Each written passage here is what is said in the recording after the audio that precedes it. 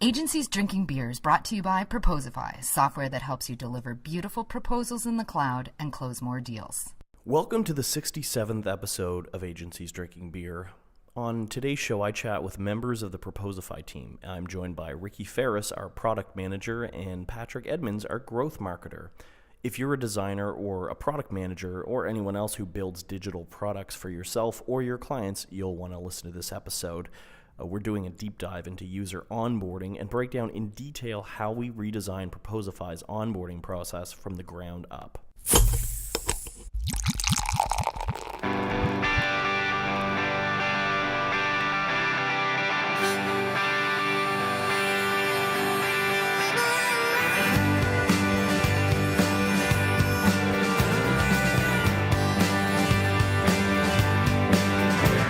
If you build, digital products for your clients or for yourself, a lot of people who listen to this may run service agencies, but they also build their own in-house products.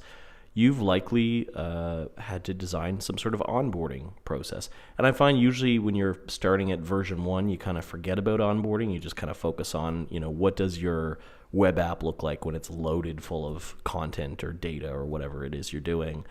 But then once you actually see somebody sign up to it for the first time, it just, they're in an empty dashboard. There's nothing. And so that's when people start thinking about onboarding. But what is onboarding for those who aren't acquainted with it? Who would like to give us the rundown? I'll run with that one. Okay. Onboarding is we just revamped our in-app and email onboarding, so I'll talk specifically to that. What it is when the user signs up, so they've seen your website, they've been recommended from a friend, they come and they go to the register page, they register, they fill in their name and their email, and they click start. Now they end up in your app. That is the process when onboarding should begin. And onboarding is a process of showing the user very quickly how your product makes them a rock star and solves a problem that you're trying to solve. You want to articulate that very clearly and very easily. You want to get them to that euphoric feeling. Good one. I like that. I will add to that that it's about making the user find their first success with the product. And sometimes that's really hard if it's a product where you just, the whole idea is say, click a button, spit out a report. Well, that's pretty easy because you can do that quickly. But with our product where, you need to invest a little bit of time into it in order to find success, you can't just... the proposal process, unfortunately, does not take 5 minutes of sending a proposal, getting sign off. So this was our big thing that we were stuck on, was how do you allow the new sign up to get some kind of early first success, or as people often say, the aha moment, the wow moment, where they're like, oh shit, this, solves my problem. So this is what this whole discussion is all about. We've been working on this, for really months now. We just launched it about a month ago, and so we're going to walk through the process of how we redesign the onboarding. And, it's a little bit too early to tell the results, but so far... Maybe a sneak peek. A sneak peek. Okay. I really liked... You remember when we started digging into this, Ricky? We read... What's his name? Bear with me one moment. The guy who's like the onboarding guru. Onboarding.com? Yeah, it is onboarding.com. His name is Samuel Hulick. Samuel Hulick, or Hulick, if you will, from User Onboard. That's a great site people should check out anyway, because they run through... He basically takes popular websites and takes screenshots of every step in the onboarding process and then kind of writes little captions and talks about the pros and cons, what they're doing well, what they could do better. So it's very valuable. I think it's more valuable than just straight up reading a book about onboarding, is to just go through somebody's onboarding and see, he's got very interesting things to say about it. But when we downloaded his ebook, or I think we bought the ebook, I loved the way that they talked about the fire flower in Mario. Yes. Remember that? Yeah. So it's like... people talk about their product as being the fire flower, but really what it is it's Mario can throw fireballs. It's the, Mario in the white coveralls or overalls throwing fireballs. And that's the way to think about your product is users don't really care about the product. They care about what does it do for you? What does it make you, right? Yeah, well, the analogy was like a lot of onboarding talks about, in this case, would say, well, now I'm bigger and now I can throw, 3 fireballs at once, and they're quite powerful. But instead they should say, now he's able to easily clear enemies out of his path and get to his goal quickly. That's what you should be selling, is what it does for the user, and not the specifics of what your product does alone. Yeah. Right. So with that in mind, what did we do with our onboarding? Well, let's first of all look at what we were doing before and why we think it wasn't working. So if you're hearing this, we are going to, or we already have by the time you've heard it, launched a full in-depth article with screenshots showing what we were doing before and what we're doing now and how it's different. So for some of this stuff, we're going to be talking about it. It might be a little bit hard to visualize unless you're actually looking at screenshots. So definitely check out that article. That's going to be on our blog, or already is on our blog. So what we used to do before, first off, let's just say that, we were talking about before how our problem was that it takes time to create a proposal in any system. Ours, if you're using any kind of new software, it's going to take time to kind of set up your template and your content, design it all, brand it. You're going to send it out. Hopefully you have an actual client to send it to. And then you've got to wait for them to look at it and leave comments and negotiate. And then you get the sign off. And what we found was when people get sign off in our product, they're just, over the moon. Like, they attribute our product to them getting sign off, even though, they may have been able to do that using any other software. But, it's good for us. People go, oh, wow, we won a proposal using your product. But how do we get them to that stage within a short period of time? Because we saw a lot of drop-offs. Yeah, if sending that proposal is the thing that we want to get them to do, how can we make sure that while they're being onboarded through the onboarding process, that we give them the tools and information available to make them feel comfortable to send out a proposal while they're still on a free trial? Mm-hmm. And one of the things we focused on during this onboarding change was not only to take them through the process, but let them know it's a test. It's only a tutorial. So they didn't have to enter in any client details that wasn't available. They didn't have to pick a certain template that wasn't available. We just streamlined it so they only had to do the basic steps to make them feel comfortable that they're not doing this for real, and give a sense of what the product actually, how it works and how it can make them better. Yeah, and if they came through, depending on how they got to the sign-up process, whether they read our entire marketing website or whether they just clicked on a search ad or whether they came wherever they came from, we don't know exactly how much they knew about Proposify before starting the trial. So it's an educational step for them as well, whether they knew a lot about us or whether this is them being taught what Proposify can do for them. I think our mistake that we made in the last version of the onboarding was that we were trying to push people into creating and sending their first proposal. Real proposal. And that might have been asking too much of somebody right off the bat, because they're probably not going to do that on their first visit. A lot of people like to look at the templates and they like to kind of set up their content library. They might not, as mentioned before, have an actual client to send it to. And we were kind of trying to push people into, taking a road trip with you're testing out a car and it's like, okay, go on a 7-day road trip. And you're just like, oh, can I just take it around the block?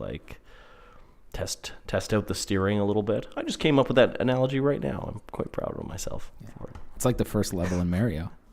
It's Yes. way easier than the rest of the levels. That's right. It's like asking them to destroy Bowser on their first one. No one's going to want to play that game. It's just way too hard. Exactly.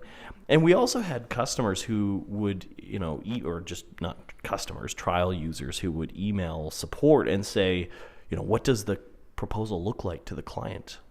How does the approval process go? And we're like, well, we have stuff on our marketing website. We have training videos. We have all the stuff in our knowledge base. It's very easy to find that, but they would ask before they even got to that point. So we weren't really showing them how it all came together. And I think that was what we did better this time. Absolutely. And with the older onboarding, our measure of active didn't actually equate to being active. So with the customer support questions that we weren't, because when you receive a lot of simple support questions, that means you're not doing your job in the product, because you should be able to educate the user easily on how these things work. Mm-hmm. So that with the activation, what we had as an activation finishing the old onboarding didn't result in actual active. So that was another one of our focuses for this onboarding, is that when they complete it, are they going to send more proposals? Yeah. We should explain that too for those who maybe haven't heard that term before, is, what makes an active user. I love the example when we talk about onboarding of going with, I think the SaaS tools that have the easiest job of onboarding, and I could be wrong in this, but I think it's analytics tools, metrics tools, because it's very cut and dry. You sign up for some sort of analytics tool. The first thing you do is get a code snippet of JavaScript. You have to copy and paste and put on your website. And they usually have built-in tools that say, are you not an engineer? Send this to your developer and have them do it, or whatever. But basically, it's very cut and dry and simple. An analytics tool, it's impossible to get any value from that until the code's on your website. You're not going to be pulling any metrics without that. So I believe that's what most analytics SaaS tools use as their activation metric, to say, if this user didn't install the code, they're not active. Once they install it, now they can start pulling data and the product can be useful. Unfortunately, it wasn't that simple for us. So what we ended up doing is, instead of saying, oh, well, we're not going to count somebody as active until they've created a proposal, sent a proposal, won a proposal, those things could take days. Instead, can we create a shorter, simpler routine that once they complete it, we can say, okay, they're some level of activated. They know at least how the tool works. Yes. Very good job. All right. Cool. So it's kind of, there's a couple different parts. Again, the problem with our past onboarding was that, just kind of reiterate, was that most people wanted to kind of see a test proposal, see how it would look to a client before they actually sent one to a real client. We were kind of blurring the lines between what a test was and what a real proposal was. A lot of people who jumped into the editor were really overwhelmed because you can do a lot in it. There's a lot of editing tools, and you can add videos and you can add signatures, and people were just not really using the tools properly. They were sending out proposals without signature and then saying, why didn't I get a signature? That needed to change. Yeah, that's on us. Like, we have to educate the user to do it, because we have a robust software, and we have to make sure that we set them up to win. And that's what this iteration is trying to do. And, working with Patrick for sure with his metrics, we'll find out if it is working. Yeah. Yeah, you don't want the user to be overwhelmed with what they see right away.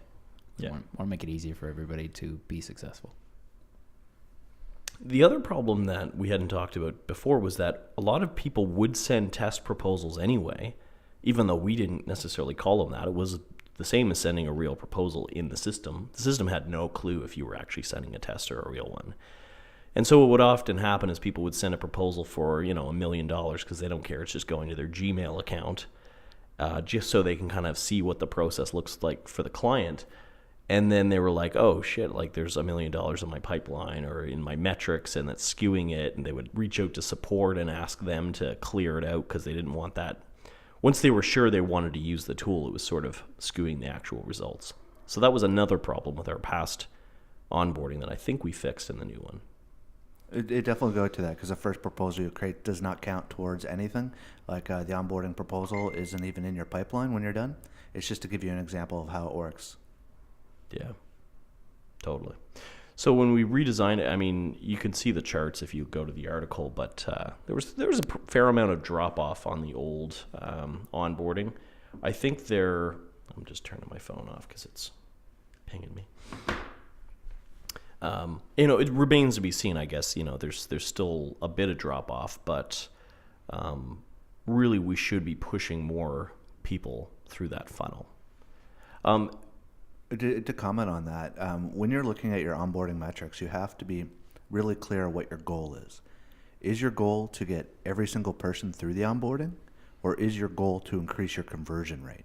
And you have to be very clear what your goal is when you're looking at them. And we're looking at our onboarding. We see the conversion rate's a little bit lower than we would like, but then we actually look at the end metrics. Who's sending more proposals? Who's converting? That shows us that our onboarding is working for those people or not working for those people. And once we identify that it is or is not, we can take steps to either get more people through it or amend the onboarding process itself. That's true. Which we will be doing. This is like V 2.0, but there'll be 2.1, 3, 4, 5, 6. Absolutely. Yeah. Never stop.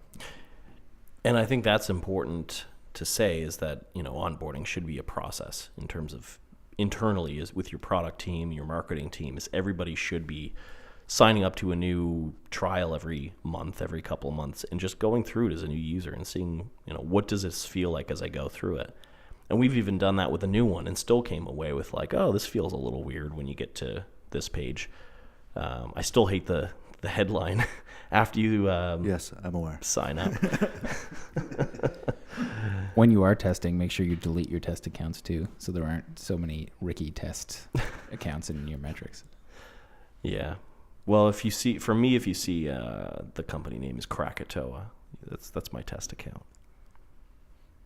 Because my name's Racky. K-Racky. All right. One thing that we looked at was a tool called Chameleon. That it's actually a platform for onboarding. So amazingly enough, this is a big enough problem that there's a company out there, and maybe more, that's solely what they're dedicated to, is just being a tool with onboarding. We signed up for a free trial, and we didn't end up using it. No, we did not. Why is that? Although it is a very good tool, and if you have a simpler software where your goal for the customer is, quick and easy, it works very well. It's a tool-based onboarding process where you set points, and it shows a tooltip. You can put the text and the title in, and then you have the next button. You route it to what the next page is going to be or the next tooltip. So it can be very valuable. But here at Proposify, we really like to customize everything and have every step be absolutely branded, all the communication completely done in-house, because we really want to make people feel like we're a real human company helping them. And using Chameleon wouldn't have allowed us to have the standalone pages and like choices. If you do this, this will happen. If you don't do this, this will happen. It didn't allow for that flexibility, so ultimately we moved on. Poor Chameleon. Well, give them a try if it works for them. Everyone's onboarding process can be completely different. So. Oh, I see the point it solves. It is a good software. It's just in this particular case for us, it wasn't the choice. Yeah, if all you really need is, a sequence of little tooltips that appear on a page or a couple of pages, I think it works pretty well. I think we needed something that was integrated a lot more into the overall process of what we were doing. Like our onboarding process we were using, or that we created essentially, there's, emails. Fuck, I can't drink beer on this show anymore. I can't do it. You were getting emails as part of the onboarding and stuff. So in the off chance that Chameleon is listening to this show, they should sign up for a trial of Proposify and walk through it just to kind of see what we were trying to do and that we couldn't do with their tool. Maybe we're wrong. They could be like, oh, you missed this. You can actually do it. In which case they need to improve their onboarding. Poor Chameleon. If they are listening, one of the main factors was I wasn't able to increase the font size, make the fonts look the way that we need for our software, because we're very consistent with our branding. Yeah, and it was like 12-point font. And again, if we missed something, let us know. There's another problem with our old onboarding that we should touch on, which is that we made you pick a template, or we made you look at, one of our free templates, which, we've got a whole bunch of them. A lot of the people that use our product are web design companies and marketing companies. But I think the problem with that approach was that we were getting people too focused on their content at the beginning instead of focused on how does the tool solve their problem. So people would be, they would use, say, a web design template, and then they'd be looking at the content and worrying about pasting in their own content or tweaking their own branding, instead of just first off getting a kind of a bird's eye view of how it all comes together. And I think that's something we improved in our new one. The idea for this came from Canva. So there's a tool out there called Canva, which is like a graphic design tool. And I think you stumbled on that, Ricky, didn't you? Yeah. What were they doing? Well, what they do for their onboarding, what it did when you signed up, it had like a 23-second run through where they showed you how to add things, how to edit them. And it was only like 23 seconds, and it was absolutely beautiful how it articulated what it can do for you or what you can do with it without asking you to do anything at all. They just showed you the steps very quickly, and that was it. So you weren't getting like, oh, actually, which image do I want to add? They didn't allow you to do that. They just showed you how to add an image, and I thought that was very powerful. The instructions were written right into the actual test document, so that you'd see like, "Hey, I'm text. Click on me and edit me." Yeah, after the initial 23-second onboarding video, the template was also a tutorial. Yeah, which was brilliant. And I think that lets people just mess around with it and make it pink and make it go off the page and just try out everything just to kind of see how it works, because they're not trying to treat this like it's an actual document. So that's what we ended up doing with ours. Yeah, kudos to Canva. Yeah, thanks, Canva. We stole your idea. So anyway, the way it all comes together now is you sign up for a new trial. You, instead of being asked to pick a template, it just says, "Hey, do you want to? Can we take you on the tour?" There's no proposal settings. There's no enter your client information, due dates, anything that's real. It just goes into the editor and it starts walking you through, here's text, edit it, see what you can do, at images, video, signatures, pricing tables. Takes you to the send screen. It's clear it's a fake client. You finish that form, and then it's basically a page that says like, "Hey, did your client look at it yet?" We're going to show you how, your client can see, or you can see where your client looked, what parts of the proposal they went to, and then you sign it so you can see what that process is like. And then it sort of ends on, once you finish signing it, it goes, "Hey, check your email." Here's where things went sideways a little bit. Yeah, so the last step was I check your email, and so you get to that screen. We automatically send you the congratulations email with all the stats and everything regarding that proposal, and you click it, and then you're completed the tutorial, and you get to see the whole process. Problem was, we were losing about 30 people at that stage, and so I went and did some user testing to see 30 people or 30%? Sorry, 30% of people. And then I did some user testing to see what the issue would be, see if it was just getting lost in their email or something that I just didn't know was happening. And what I found out was all the people that did it thought they were actually done and didn't know to check their email, even though the copy I thought was very clear. They just felt they were at the end of it. So we made a little adjustment. Added a button, said complete tutorial. So we're still getting the people who are checking their email to complete it, but we're also made it easier for people because they already thought they were completed. So let's have that be in our metrics. Yeah, really that person went through the whole process. They did get the onboarding experience. That one last email probably wouldn't make or break the whole thing, but it's nicer for us to tie a bow around it. And the cool part is both are separate actions. So we'll be able to see the conversion rate versus the people who check their email versus who just click the complete tutorial button. Yeah. And I have a feeling that those ones, and it's just a gut feeling, but the people who check their email will be higher conversion rate, even if it's only a point. You think? Yeah. Yeah. They're more engaged, right? And they're willing to go through the whole process. We really should, I think, just count. If you get to the part where it says you've completed it, check your email, that's active. They don't even have to click a button. It's active. They're active. Well, since we've made the change, we went down. I went from what it was like 68% all the way up to 95% completion. Oh, but it could be 100. It could be 100, Ricky. I don't know. Yeah, you may be right, but I don't know.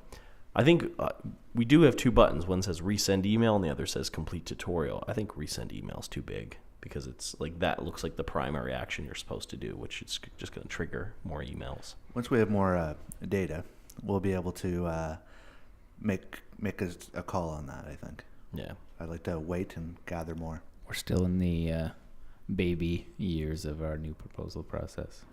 I really wish you could just hit play on a timeline, just like Civilization, and fast forward it. Yeah.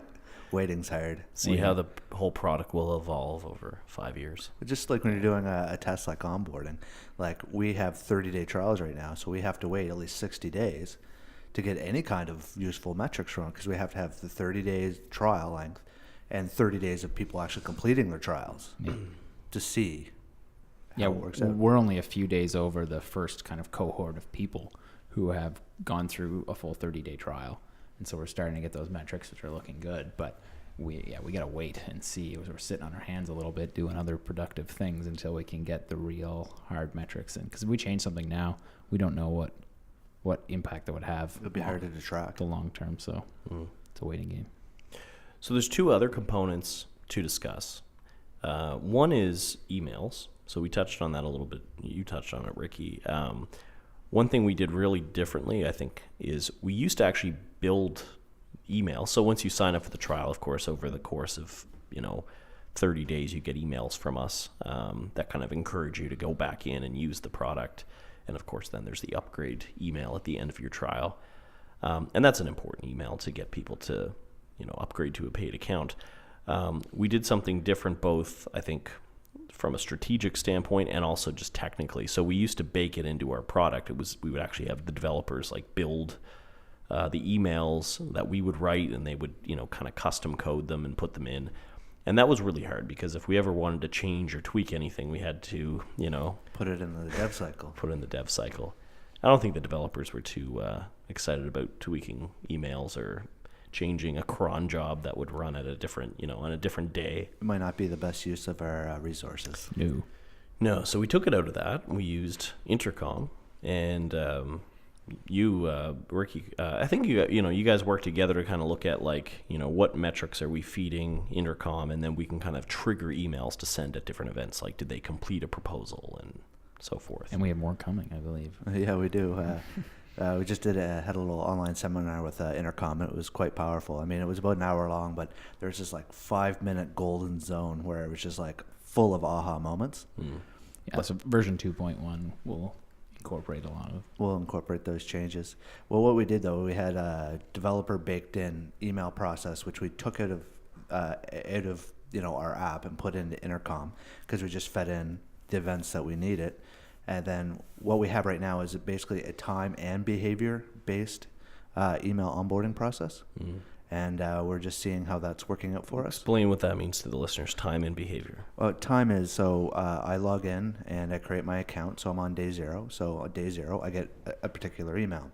Now on day 3, if I haven't done said action, which is create a proposal, I get another email, which is urging me to do that, to help me out. If I have on day 5, I'll receive an email saying, well, great, you're moving along nicely. Here are some power tips for using Proposify. So it was based on time. So on day 1, day 3, day 5, day 10, day 20, day 29, day 30 were emails based upon if you create a proposal or send a proposal or not. So it's time and event based. Yeah, so whether you were what we defined as active or not, you might get a different email with a different beautiful sort of copy asking you to do something that we wanted you to do. Right. So we're just seeing, we set goals for these, and we're just seeing how well they're working out for us.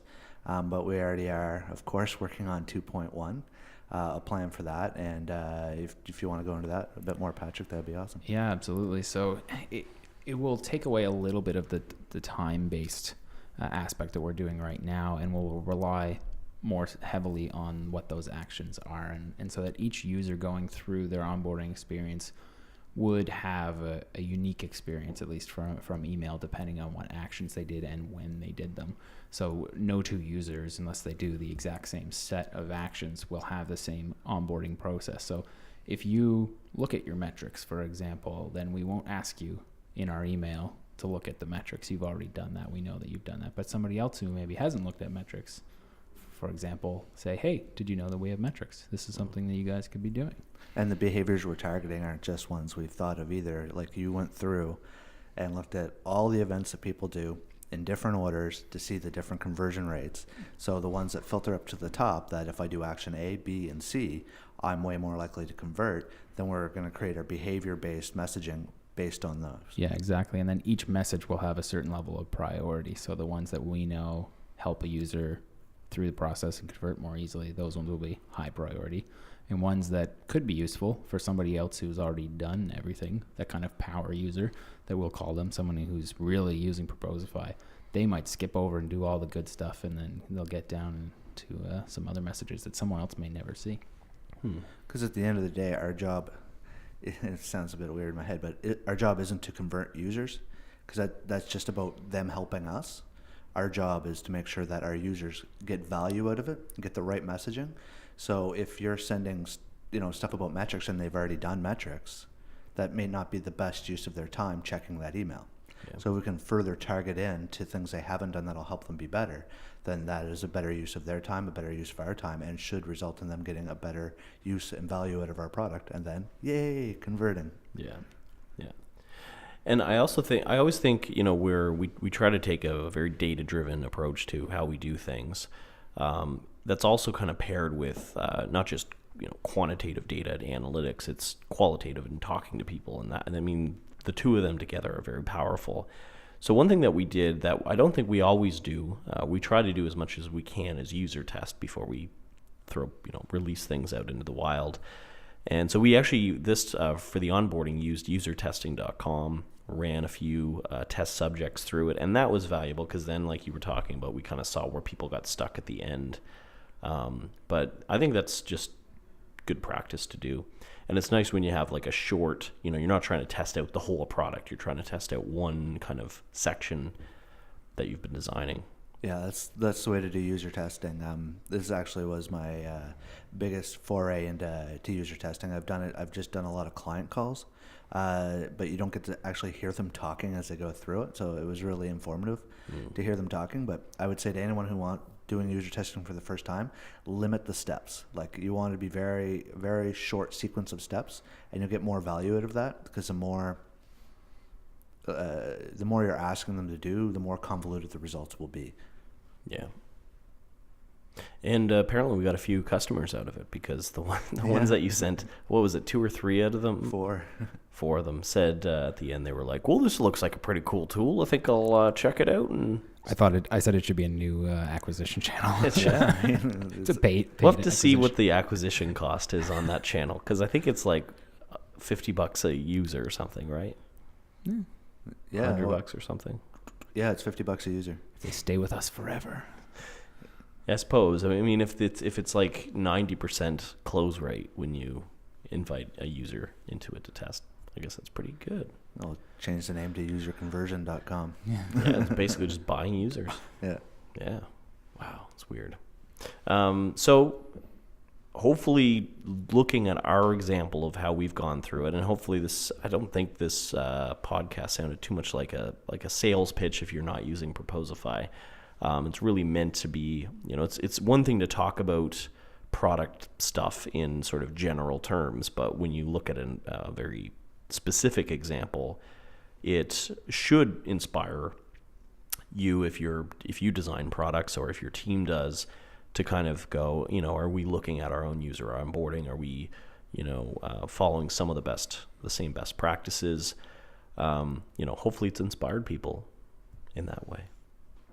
Yeah, hopefully. I know that if I had heard this 2 years ago, it would definitely be helpful to me, to look at how users are being activated in your software, just to see how you can help them be rock stars, because that is our goal, and to build your onboarding to do that. Yeah, without the heroin. Silence. Do the users want to have a sneak peek into their success? Yeah, I think they do. I think they do. We've been building this up. We're only a few days past our 30-day trial window, but about a week. I'll give a little bit of a hint, specifically around our in-app tutorial that Ricky was talking about previously, getting people through actually using the product right when they first sign up. So those that complete that tutorial are 3 times more likely to send a proposal after completing the tutorial, which is what we were wanting them to do. We want people to go through and send out a proposal. That's awesome. And those who completed that tutorial were 7 times more likely to convert. What? I swear I didn't hear any of this. Like, we didn't rehearse this. Really? Compared to someone who doesn't do the tutorial. I'd say that's a successful onboarding. Crazy. And I mean, it could mean a lot of things. That's the fun thing with data. Don't rain on my parade, Ricky. And it's been 7 days. It can't mean anything. Well, I think it's just that anyone who's engaged in using our product is engaged to finish the tutorial. Yeah. Therefore, they see the value because they've gone through it. And if they see the value, they're more likely to do those things that we want them to do and convert. So if we know that people who do the onboarding are more likely to send in, more likely to become a paid customer, can we compare the percentages between, maybe 6 months ago or 4 months ago with just general conversion to paid and current? Or is that too tough? Well, one problem we have with our analytics to date is that tracking those people who have sent a proposal, it includes their data that they did after their trial. So if someone converts to paid, obviously they're going to be sending a lot of proposals after they convert to an account, and those numbers are being attributed back to them now. So it makes the number look a lot higher. If you take a look at our users who were only ever on a trial, our numbers have gone up for those who are likely to send a proposal. You might want to cut that. You worked a little depression in there. No, I don't know. Still, I think we'll have to keep an eye on it and see how it goes. But I don't think it's going to hurt conversion. No. Hopefully not. If our conversion goes down, I just don't know what's going on. We'll have to go back to the drawing board and figure it out. Keep optimizing. That's true. Keep on optimizing. This is a good little slogan to put on your desk. Keep optimizing, right? I'll get a sticker for you guys. I was thinking t-shirts. Like stickers. Stickers are good. Remember we had a customer who, or it wasn't a customer, I think it was a guy who found like a bug on our site or a security issue. And he said, I want you to send me some stickers. And we were like, look, we don't have stickers, but we'll send you a t-shirt with Proposify on it. And he was like, but I want stickers. There were several communications back and forth. And like, oh, we just don't have any stickers, man. And he's like, but man, I want stickers. We should have, because I like stickers. I think other SaaS products do have stickers. Well, We maybe should get on the game. But I mean, did he have something he needed like adhesive for? Was he trying to like stick something to get, like, why were stickers so important? Because this was, I think he came back months later and still said, I haven't got my stickers yet. He did. Like, I don't know what was going on. He's got one of those duotangs with like all the clear pages, and he keeps his sticker collection. It's like a photo album. Yeah. If you remember grade 3. Okay. Hopefully you guys like this. If you did, let us know. Cool. That's it. Thanks for listening. Goodbye for now. Thanks for listening to this episode of Agencies Drinking Beer. If you enjoyed it, we'd appreciate it if you rate and or review us on the iTunes Store. If you have a story or lesson to share with other agency owners and managers from around the world, hit us up. Just email Kyle or Kevin at proposify.biz. And also, if you write business proposals and you want to make that process a whole lot easier and more streamlined, check out proposify.biz and sign up for a free 30-day trial. Cheers!